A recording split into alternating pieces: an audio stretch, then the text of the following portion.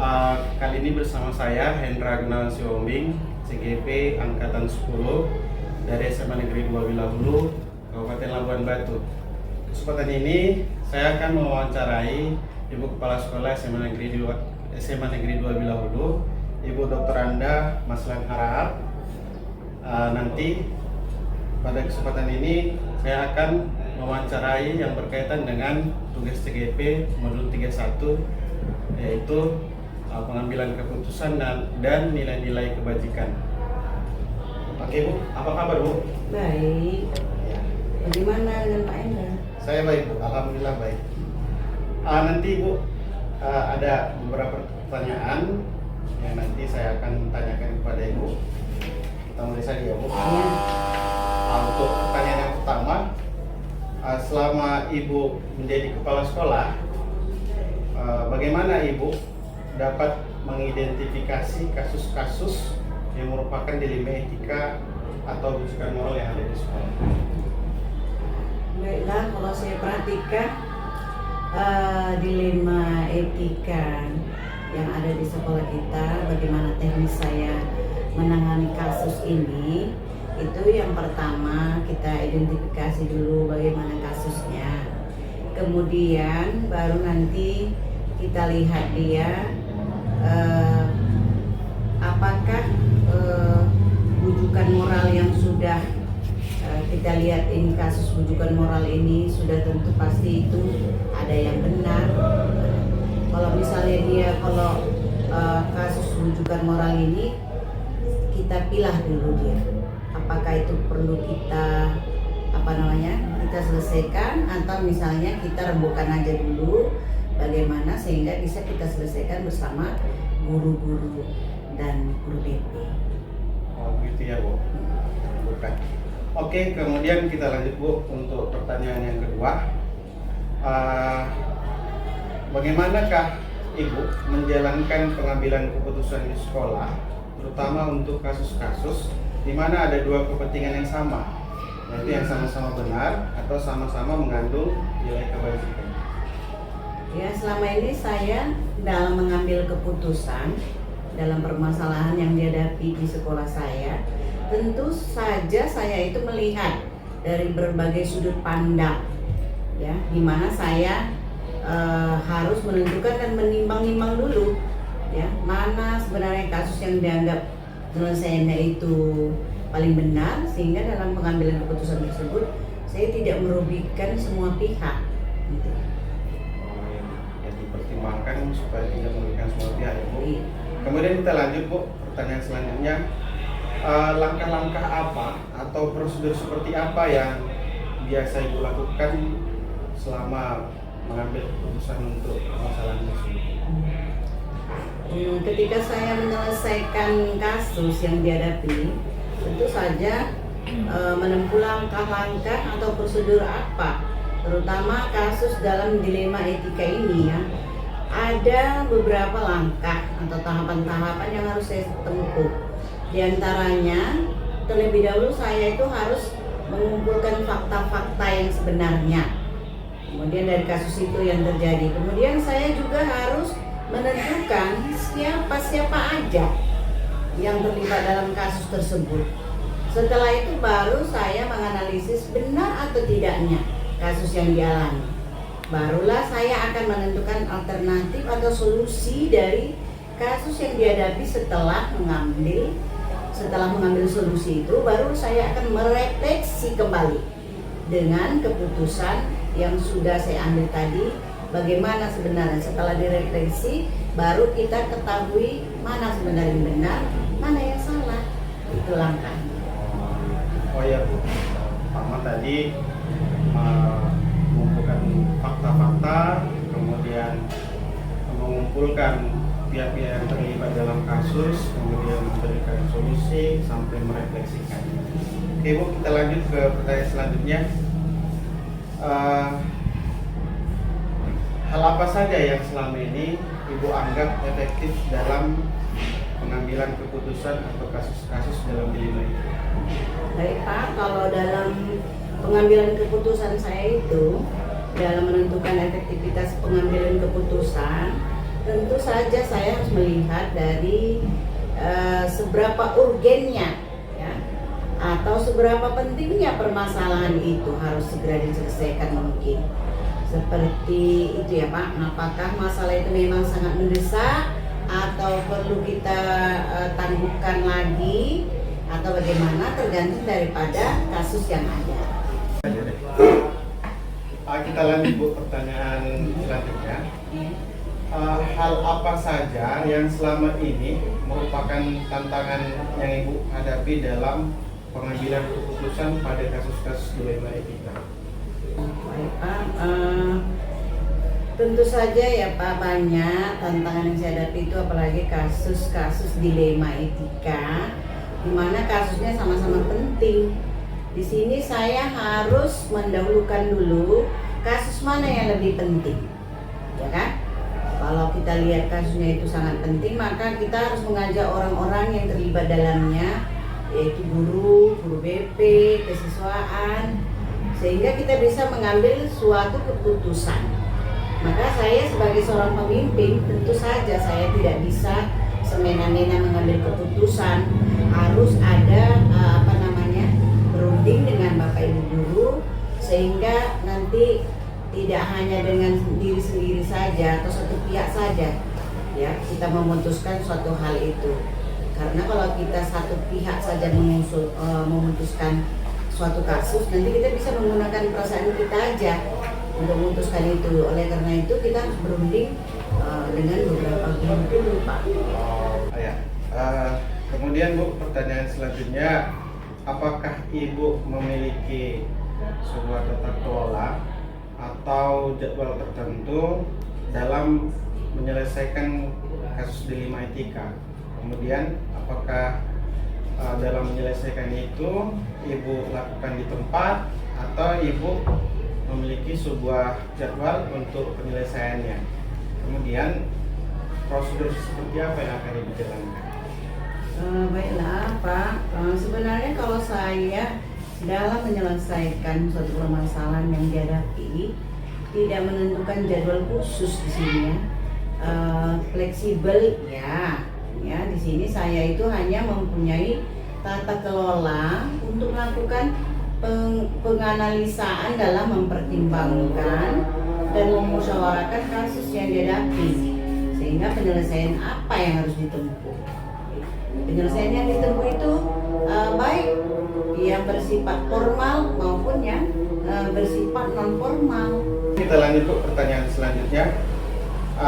Adakah orang atau faktor-faktor yang selama ini mempermudah atau membantu Ibu dalam pengambilan keputusan dalam kasus-kasus dilema etika ini? Tentu banyak Pak, banyak kali ya. Misalnya saya harus melibatkan semua stakeholder yang ada di sekolah. Saya juga melibatkan baik itu tenaga pengajar, murid, orang tua murid, kemudian pemerintah setempat, termasuk juga saya sebagai atasan langsung. Kalau sekarang itu kan dinas pendidikan yang selalu saya libatkan dalam pengambilan semua. Dari pihak dilibatkan semua pihak. Kalau misalnya kasusnya masih bisa kita tangani di sekolah, maka kita tidak melibatkan ke sampai dinas pendidikan. Tetapi kalau misalnya kasus itu berat, maka dinas pendidikan dia bekerja sama, bisa membantu kita di dalam mencari solusinya. Oke Bu, ya. Ini pertanyaan terakhir Bu. Pertanyaan terakhir. Pertanyaannya, dari semua yang telah Ibu sampaikan tadi, pembelajaran apa yang dapat Ibu petik dari pengalaman Ibu mengambil keputusan dilema etika? Baik Pak, banyak sekali pembelajaran yang kita petik itu dari kasus-kasus itu. Setiap pembelajaran itu membuat saya lebih bijak, lebih dewasa di dalam mengambil keputusan. Terus saya juga selalu berpikir setiap pengambilan keputusan itu tentu kondisi emosi saya itu harus stabil. Itulah yang perlu kita petik. Jadi kita tidak boleh mengambil keputusan itu tergesa-gesa. Di sini juga saya harus memikirkan baik atau tidaknya keputusan yang saya ambil. Kemudian saya juga harus menentukan seberapa banyak manfaat keputusan yang saya ambil itu, sehingga memberikan kepuasan dan tidak ada pihak-pihak yang dirugikan atau pihak-pihak yang tersinggung atau sakit hati. Saya rasa gitu, Pak. Nah, jadi tadi sudah saya ajukan semua pertanyaan kepada Ibu, artinya wawancara kita ini telah selesai. Untuk yang terakhir saya ucapkan terima kasih kepada Ibu sudah meluangkan waktunya dan sudah memberikan jawaban-jawaban yang mungkin nanti bisa saya jadikan sebagai pembelajaran dan pengalaman ke depan. Terima kasih ya Bu. Ya, saya juga ucapkan terima kasih sama Pak Indra, semoga sukses. Saya tahu ini adalah merupakan langkah-langkah terakhir untuk menyelesaikan program guru penggerak. Semoga Bapak nanti sampai selesai mengikuti kegiatan ini bisa lulus sukses, kemudian bisa menerapkan di lingkungan sekolah SMA Negeri 2 Bilahulu ini, sehingga pendidikan yang kita bina ini atau kita rintis ini, dia kedepannya akan lebih maju. Itu harapan saya sama Pak Indra sebagai guru penggerak di SMA Negeri 2 Bilahulu.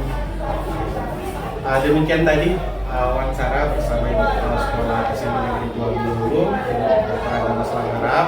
Dengan demikian maka berakhir sesi wawancara kali ini. Assalamualaikum warahmatullahi wabarakatuh.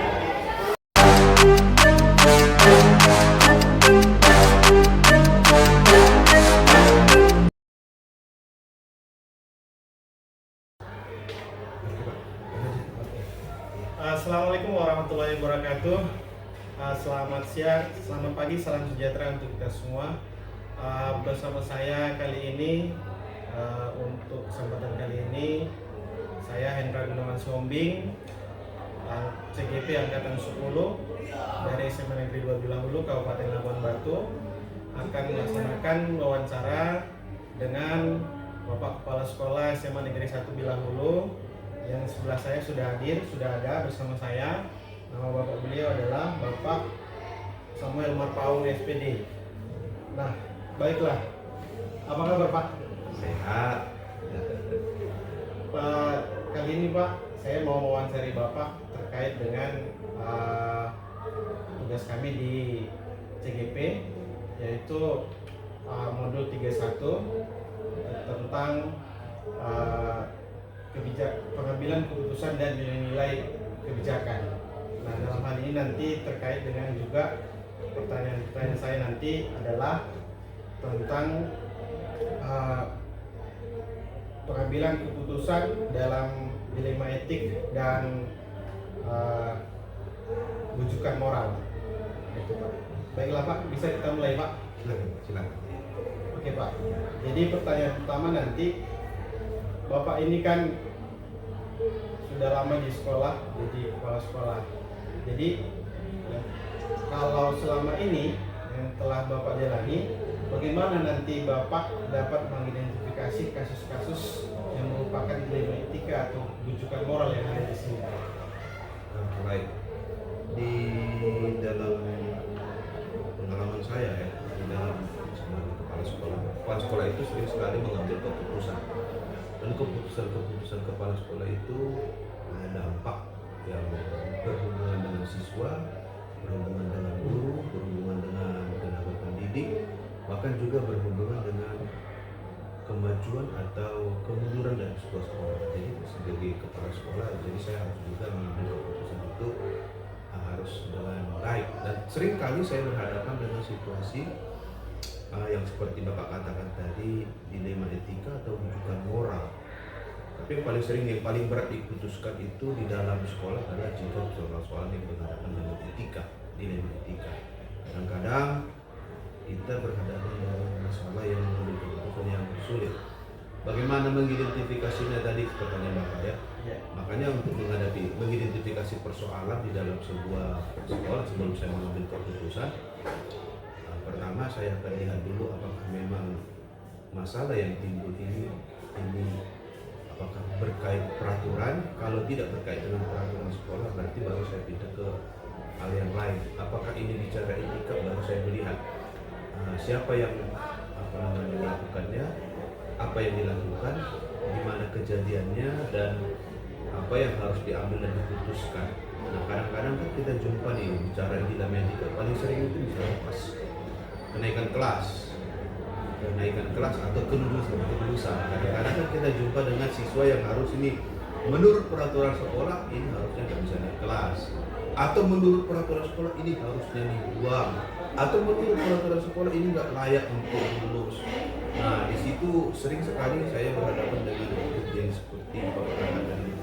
Jadi waktu kita berhadapan dengan ini masalah-masalah seperti ini, di mana kadang-kadang saya harus berhadapan dengan gurunya sih benar ngomongnya begini, kadang-kadang tapi siswanya juga berkata begini, sama-sama benar dua-duanya. Makanya mengidentifikasi ini saya akan coba lihat dulu dari berbagai sudut kacamata ya, berbagai sumber, berbagai perspektif, sehingga saya bisa mengambil keputusan. Kira-kira itu Pak, untuk mengidentifikasi masalah. Pertama saya lihat dulu apakah ini masalahnya regulasi atau enggak. Kalau enggak, berarti masalahnya ada apakah itu apa ya, etika dari siswanya atau dari gurunya. Baru saya lihat seperti itu. Itu mau 4 kelas lagi belum? Ya Pak. Datangnya Oh, itu Bapak identifikasi dulu kan? Ya itu bagus Pak. Saya pikir itu menjadi bahan untuk saya juga. Kemudian kita lanjut Pak, pertanyaan kedua. Silakan. Selama ini Bapak melakukan pengambilan keputusan, bagaimana Bapak menjalankannya untuk pengambilan keputusan di sekolah, terutama untuk kasus-kasus di mana ada dua kepentingan yang sama-sama benar atau sama-sama mengandung nilai kewajibannya. Baik. Salah satu yang paling memang sulit itu memang kalau sama-sama punya kepentingan dan semuanya benar begitu ya. Tapi untuk mengantisipasi seperti itu, hal itu makanya sebelum saya mengambil keputusan, yang saya kerjakan adalah saya akan mengambil data. Datanya saya akan coba urai faktanya, saya coba urai masalahnya, saya akan coba cari pembanding data-data yang sudah tersedia, misalnya dari catatan dari kelasnya, dari catatan dari BK, kemudian catatan dari beberapa siswaan, kemudian saya akan bandingkan. Nah, tidak langsung serta merta saya akan mengambil keputusan, tapi langkah yang pertama dulu adalah identifikasi dulu, kenali masalah, kemudian kenali sumber masalah atau akar masalahnya, kemudian saya coba melihat ada enggak alternatif solusi yang lain. Jangan dulu langsung misalnya ini kan contoh tadi seperti siswa mau naik kelas, buang, pertahankan atau begini, enggak. Selalu saya akan coba dari terakhir adalah apakah ini menyelamatkan anak atau tidak, apakah ini berpihak kepada siswa itu atau tidak, apakah dengan misalnya keputusan pahit kita mengeluarkan seorang siswa dari sekolah, apakah kita membunuh masa depannya atau tidak. Jadi yang paling concern utama terakhir adalah kita harus berpihak kepada muridnya, karena nanti anak-anak ini kan sering salah di dalam keputusan karena mereka masih muda, tidak memikirkan panjang, emosi. Masalah di sekolah sering di situ, berbenturan dengan guru, berbenturan dengan peraturan. Anak-anak ini tidak mau, berontak. Mungkin maka saya bertanya kepada teman-teman tadi sebelum mengambil keputusan itu, langkah-langkahnya kenali, kemudian temukan akar masalah, kemudian sudahkah kita melakukan perbaikan-perbaikan untuk mengatasi masalah itu? Kalau belum, coba dulu alternatif solusi yang lain, tawarkan dulu. Jadi tidak boleh karena emosi atau apa ya, tidak boleh apa ya, kita harus berkepala dingin lah mengambil keputusan, pikirkan dengan sebuah pihak. Mungkin itu Pak dari saya.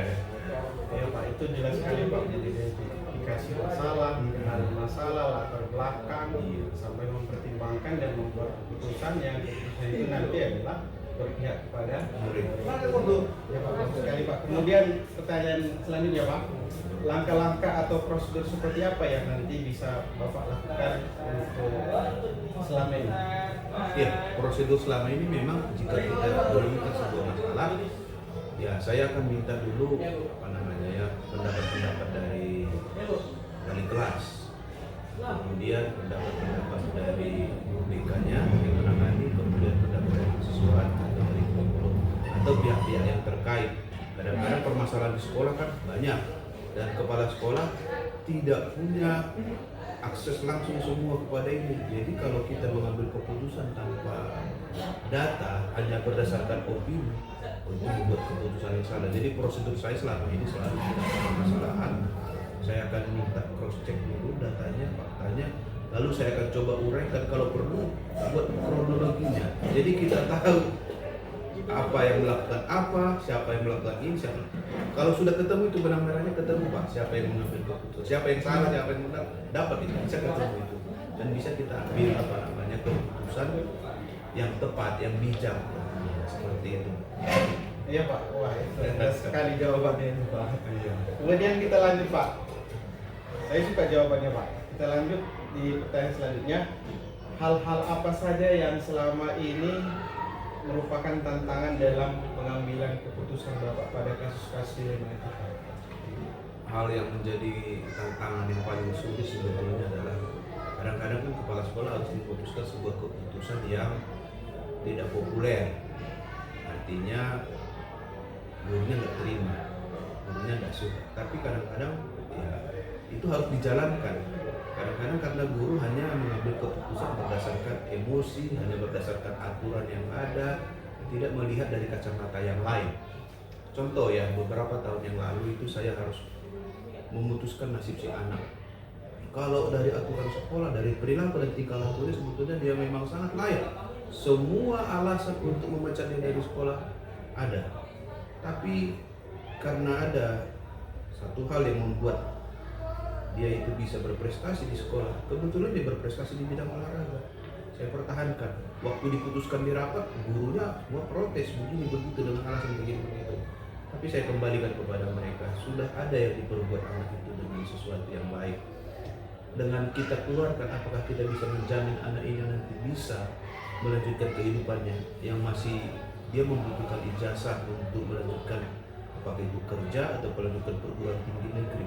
Tantangannya di situ adalah bagaimana kembali mempengaruhi guru atau meyakinkan guru bahwa keputusan yang saya ambil itu walaupun sulit itu berpihak kepada anak dan masa depan siswa tadi. Kalau masalah yang lain mungkin bisa kita abaikan, tapi saya selalu kepentingan kembali adalah kepentingan si anak itu harus kita kedepankan. Jangan sampai kita nanti membunuh masa depannya. Mungkin hari ini dia belum ngerti, mungkin saat ini belum dia pahami, tapi satu waktu nanti sesudah kita tamat dari kita, selesai dari kita, dia punya kesempatan untuk memperbaiki dirinya. Itu Pak, kalau saya Pak, tantangannya meyakinkan guru. Meyakinkan guru ya Pak. Oke. Kemudian kita lanjut aja Pak. Pertanyaan selanjutnya, dalam penyelesaian kasus dilema etika, apakah Bapak langsung menyelesaikannya di tempat atau Bapak buat jadwal untuk menyelesaikannya? Terus kemudian prosedur seperti apa yang akan Bapak jalani? Oh iya. Kebiasaan saya ya Pak ya. Setiap kali saya mau mengambil keputusan yang penting-penting apalagi berkaitan dengan dilema, saya tidak berani mengambil keputusan pada saat itu juga, karena itu membutuhkan pemikiran. Jadi saya akan selalu ambil waktu, saya minta dulu tempo, beri waktu dulu 1 hari 2 hari, kadang-kadang saya beri waktu seminggu. Karena jika keputusan itu jika dikerjakan atau diputuskan terburu-buru tanpa pemikiran yang mendalam atau komprehensif ya, kita pasti satu saat akan ketemu keputusan kita yang kita ambil itu salah. Nah, bagaimana prosedurnya? Sekali lagi seperti saya katakan di awal tadi, kalau kita ketemu masalah di sekolah ini pasti ada masalah, pasti kita akan jumpa setiap hari ada masalah, setiap minggu, setiap hari kita akan berhadapan dengan masalah. Makanya itu penyelesaian masalah bagi saya adalah sebuah seni sebetulnya ya, bagaimana kita menghadapi sebuah masalah. Maka yang pertama saya katakan kembali, saya tidak ini kebiasaan saya, ini yang saya kerjakan. Saya akan ambil dulu waktu melihat masalahnya ini, saya identifikasi, saya lihat benang merahnya, kronologinya, saya minta data-data pembanding, saya minta ini. Pisahkan data dan opini, pisahkan juga perasaan dengan logika akal sehat. Dan yang paling utama adalah jangan pernah ambil keputusan waktu kita marah.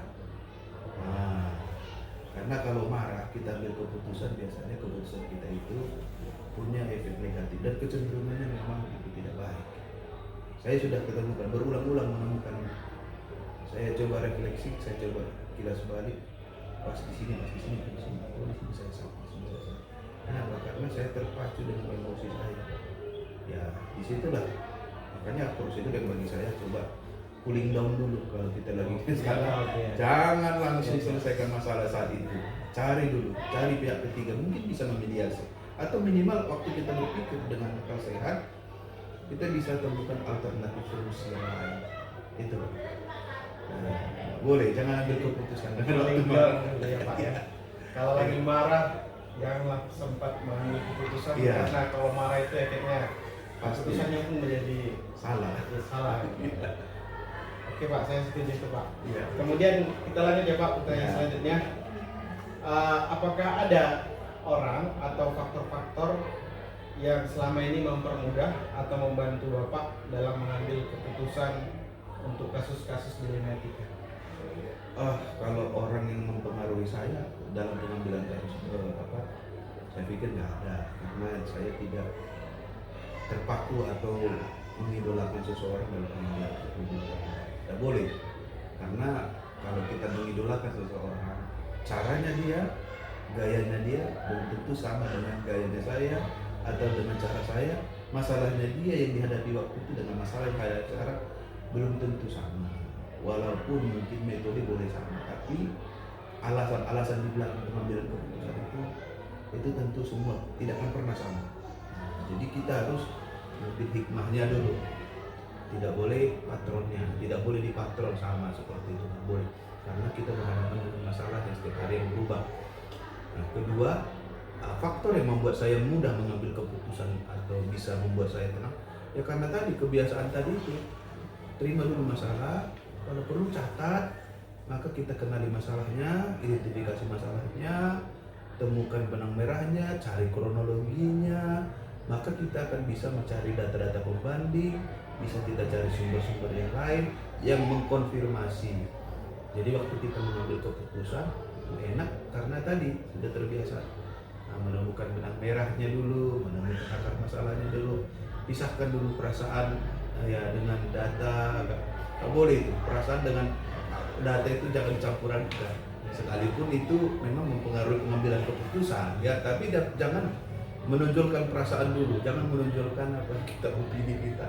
Terima dulu data dan harus berpikiran akal sehat yang terbuka. Kalau boleh lihat dari kacamata yang lain, sudut yang lain. Karena kadang-kadang pemikiran-pemikiran itu yang masalah-masalah dilema etika ini kadang-kadang di situ dia perlu kita peka dengan hal yang mungkin berbeda dengan kita. Coba lihat dari kacamata yang sudut yang lain. Jangan-jangan yang kita putuskan ini adalah perasaan kita yang mendorong, bukan data yang bicara, tapi emosi kita yang bicara.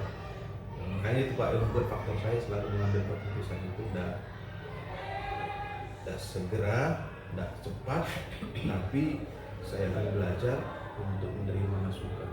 Saya coba belajar selalu mengambil hal-hal yang memang mana yang menjadi masalah, mana akar masalahnya, coba lihat solusinya apa yang sudah dikerjakan, atau adakah solusi yang lain belum kita coba.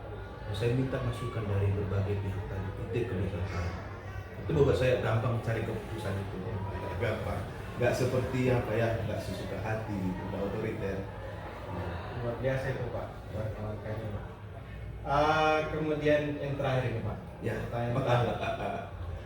Dari semua yang telah Bapak sampaikan tadi, pembelajaran apa yang dapat Bapak petik dari pengalaman Bapak untuk mengambil keputusan dilema etika tadi? Ya, dilema etika di sekolah memang banyak sekali.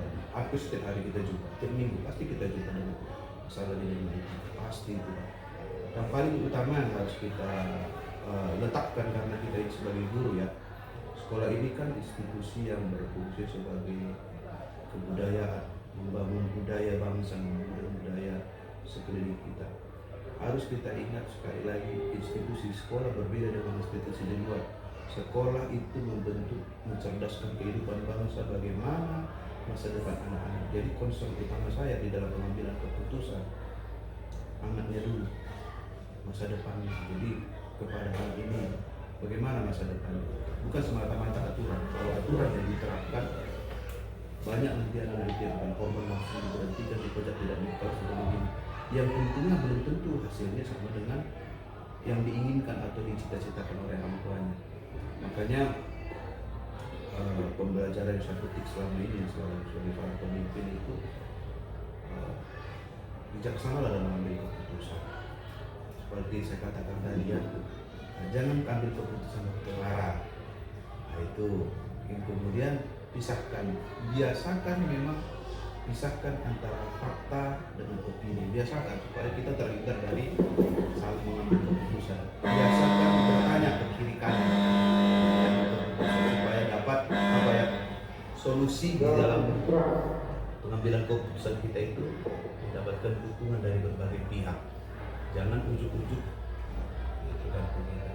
Tapi memang itu seninya Pak. Maka saya katakan tadi, kepemimpinan itu, penyelesaian masalah itu adalah sebuah seni. Bagaimana kita menarik kesimpulan seni, bagaimana kita meyakinkan orang yang berbeda pendapat dengan kita juga, itu sebuah seni. Dan yang paling terakhir memang jagalah hati nurani yang bersih ya. Itu membuat kita terhindar dari keputusan yang salah. Kalau tidak ada hati nurani bicara di sana, kadang-kadang emosi saja itu berbahaya. Itu pembelajaran saya petik selama ini. Luar biasa sekali Pak, mantap kali itu Pak. Saya suka jawaban Bapak.